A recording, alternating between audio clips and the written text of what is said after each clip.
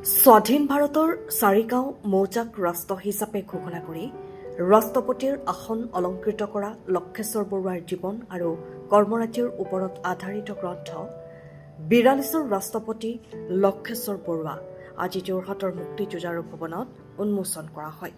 কেন্দ্ৰীয় ৰাজ্যিক মন্ত্ৰী পবিত্ৰ মাৰ্ঘেৰিটাৰ উপস্থিতিত আয়োজিত গ্ৰন্থ উন্মোচনী অনুষ্ঠানত অসম কৃষি বিশ্ববিদ্যালয়ৰ উপাচাৰ্য ডক্টৰ দীপজ্যোতি ৰাজখোৱাই গ্ৰন্থখনি উন্মোচন কৰে।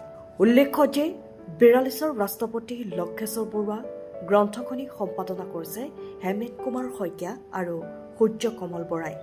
যোৰহাটত আজি উন্মোচন কৰা হয় স্বাধীনতা সংগ্ৰামৰ এক উল্লেখযোগ্য ব্যক্তিত্ব লক্ষেশ্বৰ বৰুৱাৰ জীৱন আৰু কৰ্মৰাজিক লৈ সম্পাদিত গ্ৰন্থ ৪২ৰ ৰাষ্ট্ৰপতি লক্ষেশ্বৰ বৰুৱা। যোৰহাটৰ মুক্তি যুঁজাৰু ভৱনত অনুষ্ঠিত উন্মোচনী অনুষ্ঠানত কেন্দ্ৰীয় ৰাজ্যিক মন্ত্ৰী পবিত্ৰ মাৰ্ঘেৰিটাই মুখ্য অতিথি হিচাপে অংশগ্ৰহণ কৰে। অসম কৃষি বিশ্ববিদ্যালয়ৰ উপাচাৰ্য ডক্টৰ দীপজ্যোতি ৰাজখোৱাই গ্ৰন্থখনি উন্মোচন কৰে। অনুষ্ঠানত উপস্থিত বক্তাসকলে চাৰিগাঁও মৌজাক ৰাষ্ট্ৰ হিচাপে ঘোষণা কৰি ৰাষ্ট্ৰপতিৰ দায়িত্ব গ্ৰহণ কৰা লক্ষেশ্বৰ বৰুৱাৰ দেশপ্ৰেম, ত্যাগ আৰু নেতৃত্বৰ বিষয়ে বিস্তৃতভাৱে আলোকপাত কৰে।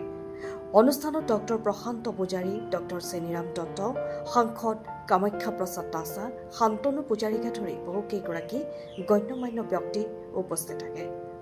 হেমেন কুমাৰ শইকীয়া আৰু সূৰ্য কোমল বৰাই সম্পাদনা কৰা এই গ্ৰন্থই ইতিহাসৰ এক গুৰুত্বপূৰ্ণ অধ্যায়ক নতুন প্ৰজন্মৰ আগত তুলি ধৰিব বুলি আশা প্ৰকাশ কৰিছে। আজি বৰ গুৰুত্বপূৰ্ণ দিন। আপোনালোক সকলোৱে জানে যে ১৮৯৪ চনত আমাৰ যোৰহাটত জন্ম লাভ কৰা আৰু ১৯৯০ চনত ইহলীলা সম্বৰণ কৰা প্ৰাতঃস্মৰণীয় স্বাধীনতা আন্দোলনৰ এগৰাকী যুঁজাৰু মুক্তিযোদ্ধা লক্ষেশ্বৰ বৰুৱাদেৱৰ জীৱনভিত্তিক এখন গ্ৰন্থ আজি আমাৰ উপস্থিতিত উন্মোচন কৰা হৈছে।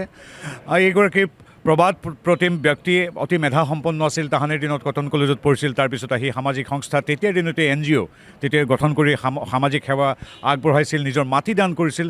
এইবিলাকতকৈ ডাঙৰ কথা, সমগ্ৰ দেশে তেখেতক মনত ৰাখে যে তেখেতে ৪২ৰ আন্দোলনৰ সময়ত চাৰিগাঁৱক, আমাৰ যোৰহাটৰ চাৰিগাঁও মৌজাক তেখেতে স্বাধীন ৰাষ্ট্ৰ হিচাপে ঘোষণা কৰিছিল। এতিয়া বহু মানুহে আমি আলোচনা নকৰোঁ, নাজানো, নতুন প্ৰজন্মকো আমি জনোৱা নাই। এতিয়া এই গ্ৰন্থখনৰ জৰিয়তে, এনেধৰণৰ অনুষ্ঠানৰ জৰিয়তে আমাৰ যোৰহাটীয়া ৰাইজে পুনৰ জনাব বিচাৰিছে দেশবাসীক, ৰাজ্যবাসীক যে কেনেধৰণৰ এক অদম্য সাহস আৰু অতুল্য দেশপ্ৰেম থাকিলে এনেধৰণৰ অভাৱনীয় কাম কৰিব পাৰে।